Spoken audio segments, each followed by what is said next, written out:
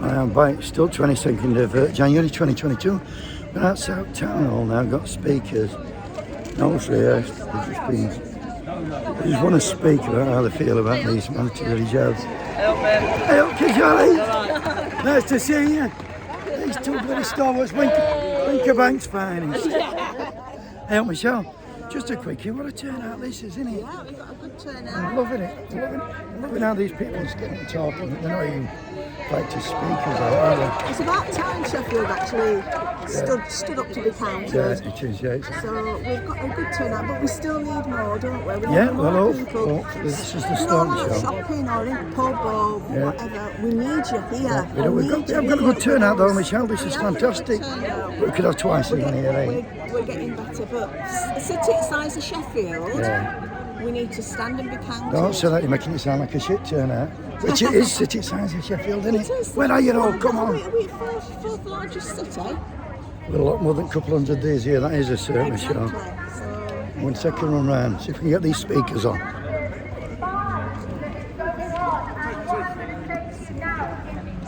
The turn camera around, it's dodgy with its sun. We had a GP on, a physio, some nurses. Entrances into healthcare provision. For those of you who know anything about history, World War II, apartheid in South Africa, this is where it starts. It's got to stop. I don't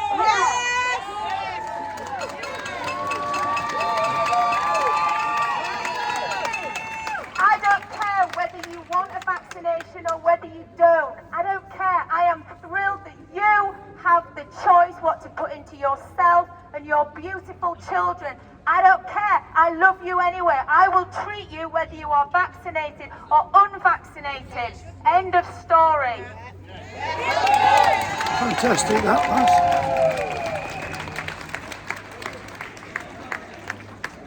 Big ear snatch.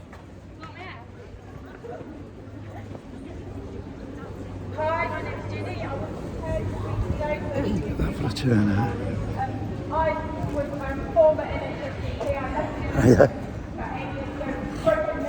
Broken now.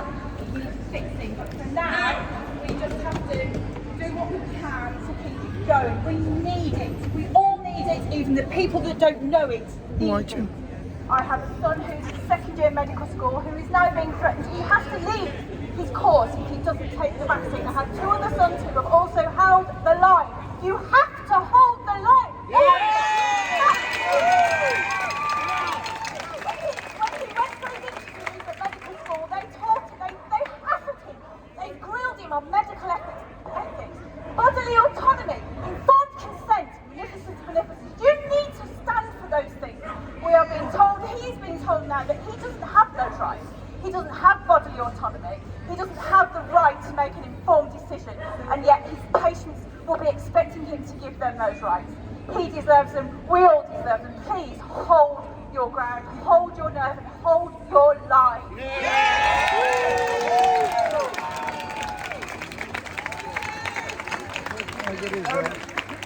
Could everybody who's wearing a blue jersey, one of these hoodies, could you come to the front here on the steps? That makes a really good optics, a bit of a photo opportunity. Meanwhile, is Rachel Elmer here?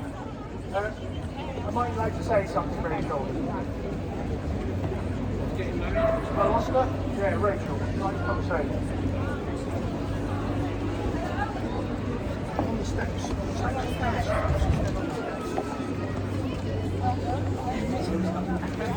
Well done to you. Hi, Stephen. Come and work with me, Jordan. Why not? Holistic You've got a job, there you go. You don't need vaccinating for it, lovey.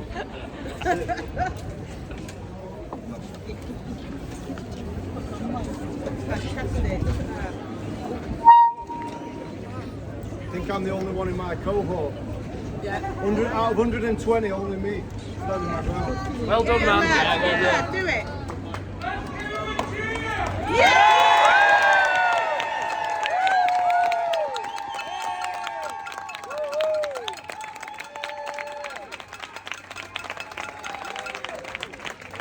So how much it means to him being a Saturday to come here. 2 years ago, 2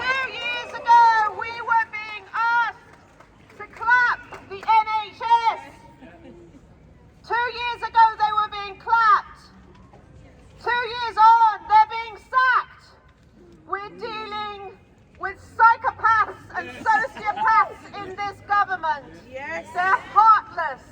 They're soulless.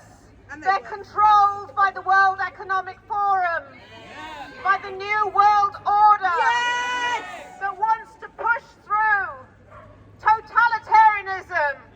And we have to stand and say, no, we do not consent.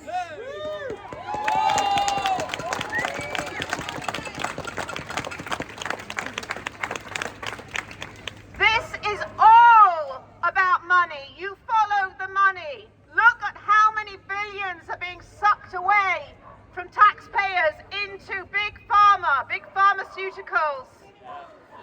Look at how much money is being wasted on big media, mainstream media that won't tell the truth, that is just taking the money for big ads. You see them around Sheffield. Get your booster jabs. No one's talking about the side effects. No one's talking about all of the people with blood clots who are dropping down dead. Athletes, people like Novak's in Australia, not even allowed to compete in the Australian Open for holding his human rights. This is about our fight for liberty and freedom and humanity, and we have to say no. Because unless we do, this is going to creep and creep until we are completely controlled in a transhumanist nightmare. And that is what is in store for our children unless we stand strong and say, no, this stops now.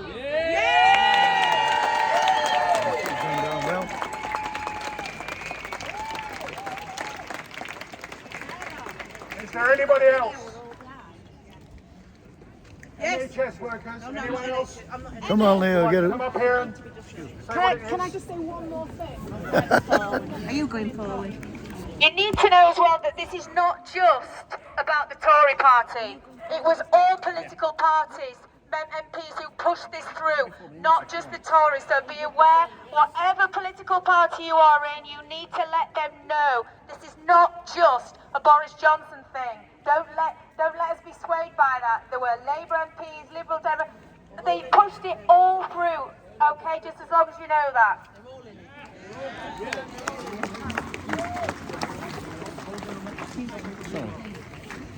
My name's Emma. I work for the Chesterfield Royal Hospital. Yes, Emma. I'm a registered general nurse on a COVID level 1 ward. I know 5 people that have died from this vaccine. The oldest was 41. Tell me how these people should be stab vests for people that live in fear. I don't agree with mandatory vaccination. Where there is risk, there should be a choice. Not only do I know 5 people that are dead, I also know loads that are injured because they come to me and tell me. We should not be forced to take medication that potentially will harm us, that doesn't even confer immunity. You can still get it. You can still pass it on. Yes. They said, at best, it lessens your symptoms. So how does me taking a vaccine on a COVID ward help anybody? I'll be fired willingly and happily. Because every single person on this planet should have a choice. And where's the informed consent? Have they told you that you could die suddenly in your sleep, you could get blood clots and be found dead in the bath? Did they tell you that you can get Guillain-Barré, a 1 in a million chance of getting that disease? I've identified 8. Sheffield, Nottingham, Chesterfield. Have they told you that you could start seizing? Have they told you that you could die of heart attack, stroke, sit in a vegetative state because you've taken a vaccine? That actually, for an individual, you have to do individual risk-benefit analysis. That is an underpinning of medicine. And basically, what this means is that you look at yourself as an individual with informed consent, being told the pros and the cons. And knowing the pros and the cons of every medication that you take, and as an individual with capacity, making those decisions for yourself. Trust your judgment. Over and out.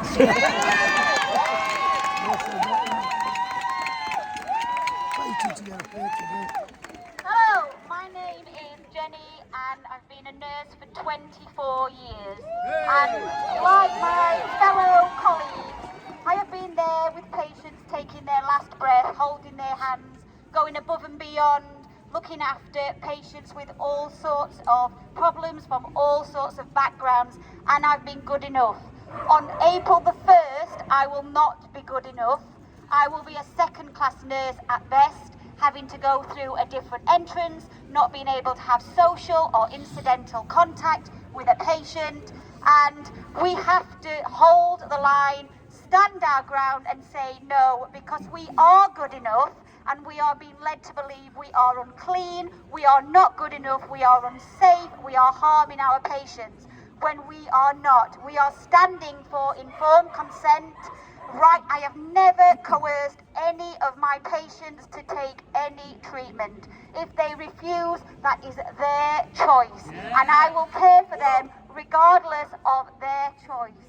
And I am so proud of every single person who is holding the line and standing their ground. It is just heartwarming, and we can do this, but the fight will not be over if this gets paused or stopped. We have still got an awful lot of work to do, and I just want to say, hold the line, and I am so proud of every single one of you, everywhere in the world today. Thank you.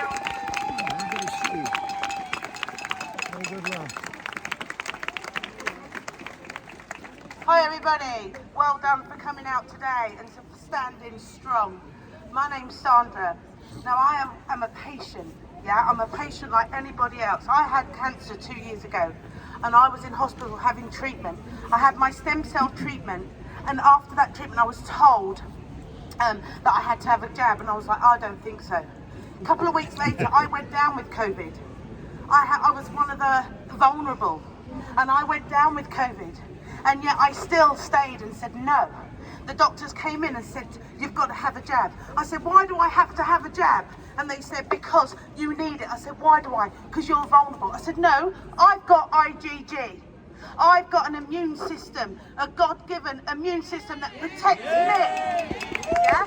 And I said, if you can tell me that jab that you're going to give me is better than the immune system response that I've just created, having had COVID, if you can't tell me, wash your hands and get out of my room. And guess what I said to him? Don't let that door smack you up the backside on your way out. Yeah? Because at the end of the day, I know immunology. I know, I'm a scientist, I know. They can't coerce me. Yeah? So, please, do what you're doing. The children, it's the children that we need to protect, yeah? And I know we're here for the NHS. Thank you, NHS, for helping me through my cancer and my treatment. Thank you, and I can't thank you enough. But what I'm trying to say today is we need to stand for freedom, because this is not about illness. The hospital was empty when I was in there. It was empty. Okay, so this is not about a disease. This is about control. Yeah, and your children are the future. So please, everybody, think about the children. They're the ones that are going to be going forward. Okay, so thank you, everybody, for coming. Thank you.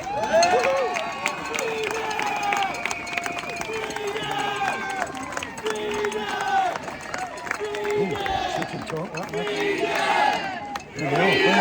She's whipped him up. Freedom! Freedom! Freedom! Freedom! My name is Ray, and I've been a nurse for 18 years.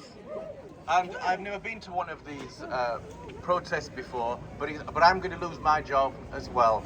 And I believe it's really, really important for a number of reasons. The first reason is that every nurse, every health professional, they've been taught to do evidence-based practice, which means that they're meant to look at different sources and not just follow the government line.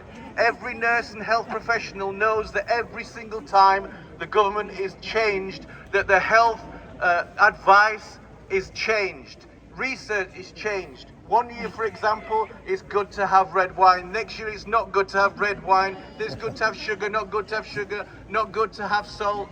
It changes every single year. I've worked on COVID wards. I've worked in A&E, MAU or AMU in different areas. I've worked in different areas. And what happened every single day, the health department would advise on what you should do in regards to protecting COVID. I worked for 6 months without any PPE whatsoever. I had colleagues that died. They were prepared to put their life on the line to protect patients and keep people safe. They were terrified, but we did it anyway because we believe in protecting and helping people. And the Health Secretary has the audacity to say that, and even Boris Johnson saying that it's mumbo jumbo if we question the government. Let me ask you one question. This is not about conspiracy. This is black and white facts. Do we know that the government doesn't always tell us the truth? Yes. Do we know that the government lies? Yes. Does Boris Johnson lie about what's happening? Yes. So why should we believe 100% when they are telling us to take something into our bodies that's against human rights, it's against ethics, it's against democracy, it's against everything that we've been taught as doctors and nurses about choice and freedom of choice. But it's not just about freedom of choice. It's about the ability to weigh things up. Every health professional knows that clinical trials are weighed up by peer groups, different professionals from different backgrounds that analyze data. No time in history, unless it's been a dictatorship, have people told you what science says. There has never ever been a one-way street for science. It has always been a learning curve. Science is not political, science is truth, and people are using it under the guise of truth to coerce people out of fear to take vaccines. I have seen people die of COVID, so I'm sorry if people think that's not true. I've seen people die of it, but I've also seen people die of the vaccines, people that are perfectly healthy, people that have not had underlying conditions. And just a thought for all you health professionals out there, can you tell me anybody who's never died of an underlying condition? You always die of an underlying condition, whether it's a heart attack, whether it's old age, whatever it is. So the question is not whether it's an underlying condition, the question is, what is that underlying condition? And also, in regards to the figures, in regards to COVID, and I'm sure most of you know this anyway, it's not about when people go into hospital, they give you figures. We're testing everybody that goes into hospital now, and so we're picking up everybody that has COVID. They might go in with a broken leg. They might go in because they're depressed. They might go in for all kinds of different reasons, and they're marked as COVID. But they're not in hospital because of COVID. They're in hospital with COVID. So they're messing about with figures completely. Another thing as well, the nursing homes. We all know about the nursing homes, what they did with those. I was in hospital when the hospitals were empty, and they refused people going into hospital when they had symptoms of COVID. So they stayed at home or in nursing homes. And everybody knows, if they're a health professional, that at home, most of the time, they do not have oxygen. They do not have IV fluids. And that is crucial if you have severe COVID. So in effect, those decisions killed people. And when the government realized that the figures were elevated so much, they changed the way in which they recorded those figures. It used to be whenever you had a positive result, if you died, it was marked as COVID. Then they realized there were so many people that died at home and in nursing home, they changed it to 30 days. So it is still 30 days. So if you go into hospital and you die, but you had something 30 days ago with COVID, it will be marked as COVID. Hospitals are paid for COVID patients. In addition to what they normally pay, there is a financial ramification because of this. This is very, very political. If the government really wanted us to be safe, what they would do, they would look at all the data. They wouldn't just have specific scientists that they listen to. They wouldn't just shut down. A government is meant to represent the people. They're meant to listen to the people. They should listen to other scientists, other health professionals. Studies in Denmark where they say that there's 12,000 patients and that having a COVID vaccine increases your transmissibility more than 3 times. So there's lots of information out there. Even in America, the morbidity rate from 2018 19 has gone up 40% from non-COVID patients with heart attacks, DVTs, pericarditis, that's inflammation of the heart, myocarditis, all kinds of instances related to COVID vaccines. There is a problem, and I worry about people. If you get rid of people that have ethics, that want to give people the choice, if you have people that stand for what they believe in and what is right and have that flexibility, are willing to put their lives on the line, if you get rid of these people, what kind of people are we going to have left in society, in the health service? When you go and see a doctor and you tell them something, are they going to dictate to you and tell you what your treatment is going to be? Because we need to look further forward about what's going to happen. Our children and our own lives. We need to stand now and say we have the right choice for our own bodies, for our own children, and make a decision for this society so that we have democracy. Thank you. Well, watch one more. Watch one more. Oh, bloody hell, two more then. Here we go. Queuing up for it. Good afternoon, my name's James. I'm a recruiter in the NHS. I stand by my colleagues in the NHS, the heroes in blue and white, red and white, pink and white, regardless of the colour of their uniform. You know, they fight for us when we need it most, when we're in desperate need of treatment, medication, care and compassion. They are heroes at the end of the day, and they deserve our respect. And I know many of you do respect the NHS. I respect the freedoms of most people, of everyone in fact. We all deserve freedom, we all deserve compassion. You have the choice, your God-given right of choice. I don't believe much in the system anymore. I haven't voted since 2001. I don't take part in any local elections either. I've lost faith in the people who rule over us and govern us for the better good. It's not our interests they have in mind, it's their own. After the illegal war in Iraq, Afghanistan. Just a quick whip round. Hey, old Tina, hello. Fancy seeing you here. Can't believe it. Bloody hell. We've gone from we can't get a speaker to can't get a Wyndham. Everybody's got an opinion, everyone has to voice it. So, there's still plenty of people. I'll get a quick look at the crowd. Look at this. Yeah, 15 seconds, wow. Sure.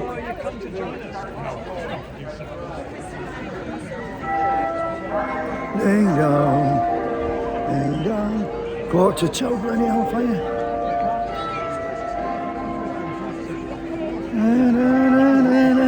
Hello. Okay, brother. Come on here. Nice to see you. It's a good turnout, isn't it? Lovely, brilliant. Loving it, yeah. But you can't get a speaker now, everybody wants to speak. It's mad, isn't it? Come on, we're on. We're on. Look at this. It's up in 23 minutes. People turn it off after 5, so they'll not get to us. Are you streaming this? Yeah, it's good. Be on YouTube later. Get me off. See you in a bit, Doug. Ta-da.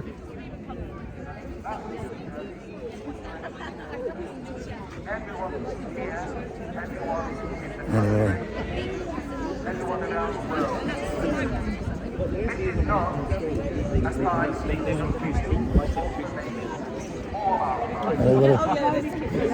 Just want to show you this jacket right here.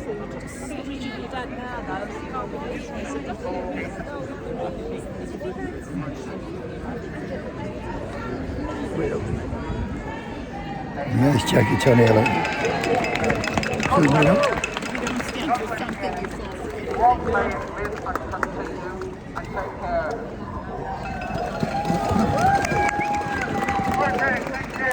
Just taking a piece of your jacket, love. I love it. Of course, can mate. I love it. What's the bother to that now? I'll keep it brief because I don't want to have a brain fart just for studying everybody. So I work in mental services. My name's Leo, and I'm Last speaker for me, and my wife works in mental services too. And we're both going to be sacked, as we all know. I just want to make a couple of points about the lack of support that the vaccinated in our teams have shown, and also the insidious kind of actions of a lot of colleagues who you thought, or I personally thought were stand-up people. But I've been photographed hugging a colleague at work by someone, and someone sent it to the chief executive, and I had 2 disciplinary meetings for hugging a fellow human being, which I just You had what? You are? You had what? 2 disciplinary meetings for hugging What? someone in team base. Yeah. So, yeah, they are indeed. So anyway, yeah, I had a lot of that. I've written to my chief executive a decent letter. I sent it to him, and I've not heard a word back. It's been shared quite a lot, which is fortunate. But the lack of response from the chief exec just seems to show what type of people these bosses are. Really, they don't give a monkeys about what we do. They don't give a monkeys about the care that we give to people as well. So basically it's about money. The chief exec from where I work is a financier. He was in London working for a bank. So basically that's the type of knowledge he's got in regards to care for people that we work with. I just want to say, the first week here there was about 50 people tops. And then last week there was about 100, 120, something like that. But this is amazing. It looks fantastic. So we've not been clapped for 2 years now. So can you just give yourselves a big clap, please? Because I think we all deserve it for standing up and not backing down. And I think we've got to keep this momentum going, because the government might be folding or backtracking a little bit because they're shitting themselves, basically. So we need to hold the line and build this momentum. And next week we want to have more people here. So just spread the word and just keep the fight going. And that's all I've got to say. But thank you very much. Take care. Get one of these posters and all, because get one of these posters. We need to be visual. So if anyone wants one, just let us know. Thank you. Yeah, well done, Leo, lad. Fantastic. Well done, Leo. A question. Is anyone here from Radio Sheffield? Hey, well, I tell you, could go on Is forever. anyone here from Luke North? I've got a football match to go to.